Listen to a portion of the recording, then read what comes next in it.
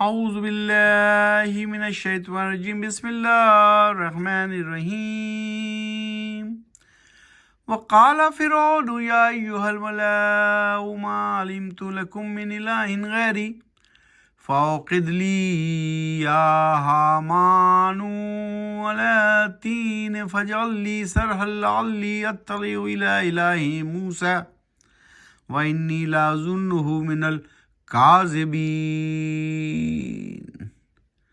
ابھی آپ کے سامنے آیت نمبر 38 کی تلاوت کی گئی، سورہ القصص 28ویں سورت 20واں پارہ امن خلق، 20ویں پارے کا نام ہے امن خلق، 28ویں سورت کا نام ہے سورہ القصص۔ آج ہم کریں گے 38 سے 44 تک، یعنی 38 سے 44 تک کی تلاوت، اور اس کا ترجمہ بھی پڑھیں گے۔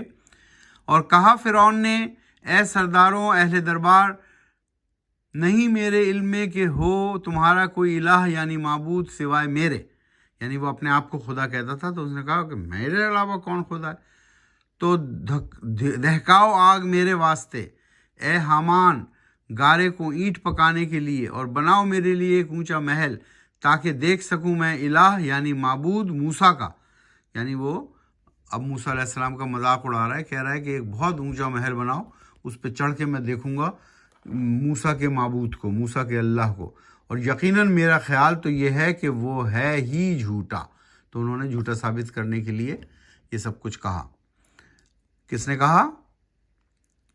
فرعون نے کہا کہ میں ہوں خدا، تو میں ہوں الہ، میں ہوں معبود، یہ کون آ گیا؟ یہ موسیٰ کا خدا کون ہے؟ تو بناؤ ایک شاندار محل اور اس کے اوپر چڑھ کر میں دیکھوں گا موسیٰ کا خدا۔ وَاسْتَكْبَرَ هُوَ وَجُنُودُهُ فِي الْأَرْضِ بِغَيْرِ الْحَقِّ وَظَنُّوا أَنَّهُمْ إِلَيْنَا لَا يُرْجَعُونَ۔ اور تکبر میں، گھمنڈ میں کیا اس فرعون نے اور اس کے لشکر نے زمین میں بغیر کسی حق کے، اور گمان کر رکھا تھا انہوں نے کہ وہ موسیٰ اور بنی اسرائیل ہماری طرف نہیں آئیں گے لوٹ کر۔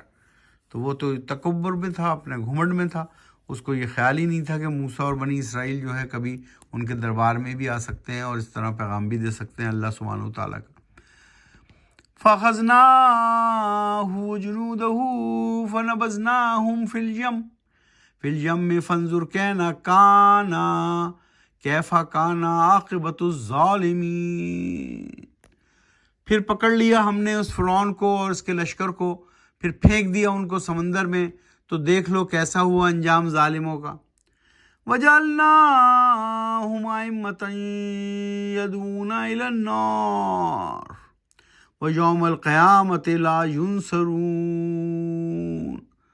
اور بنا دیا ہم نے امام ان کو ایسا، فرعونیوں کو پیشرو کفر کا، جو دیتے تھے دعوت آگ یعنی جہنم کی طرف، اور روز قیامت کے دن نہیں پہنچے گی ان کو کوئی مدد کسی بھی طرح کی۔ وَأَتْبَعْنَاهُمْ فِي هَذِهِ الدُّنْيَا لَعْنَةً وَيَوْمَ الْقِيَامَةِ هُمْ مِنَ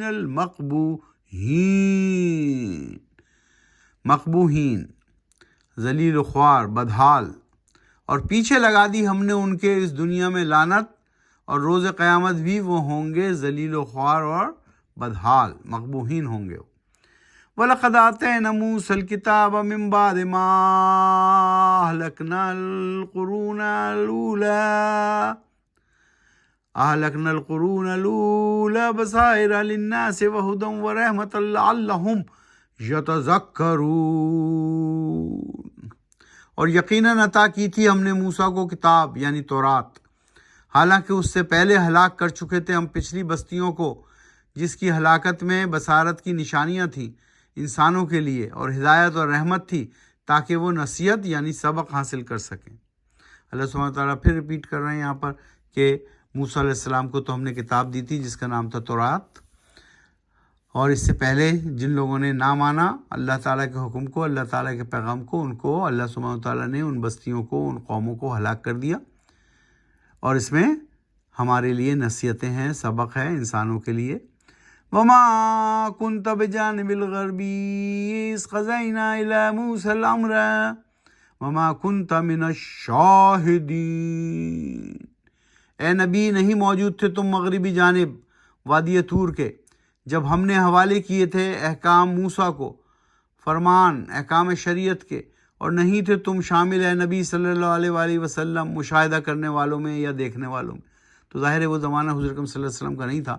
تو اللہ سبحانہ وتعالیٰ بتا رہے ہیں اس قرآن مجید فرقان حمید میں حضور اکرم صلی اللہ علیہ وسلم پر وحی کے ذریعے کہ تم اس وقت موجود نہیں تھے، لیکن ہم نے مغربی جانب پر وادی طور میں حضرت موسیٰ علیہ السلام کو احکام شریعت کتاب کی صورت میں نازل کیے۔ تورات جس کتاب کا نام تھا اس میں احکام شریعت نافذ کیے، جاری کیے، اور نہیں تھے تم شامل اس وقت اس کو مشاہدہ، تو اس وقت آپ نہیں تھے، اس لیے آپ کو نہیں پتہ، اس لیے آج ہم آپ کو یہ بتا رہے ہیں۔ صدق اللہ العظیم۔ قرآن شریف کو سمجھ کر پڑھیے، معنوں کے ساتھ پڑھیے، قرآن و سنت کو اپنی زندگی میں نافذ کیجیے۔ یہی ضابطہ اخلاق اور ضابطہ حیات ہے اور دونوں جہانوں میں کامیابی کی کنجی۔ صدق اللہ العظیم۔ وآخر دعوانا ان الحمد للہ رب العالمین وما علینا الا البلاغ۔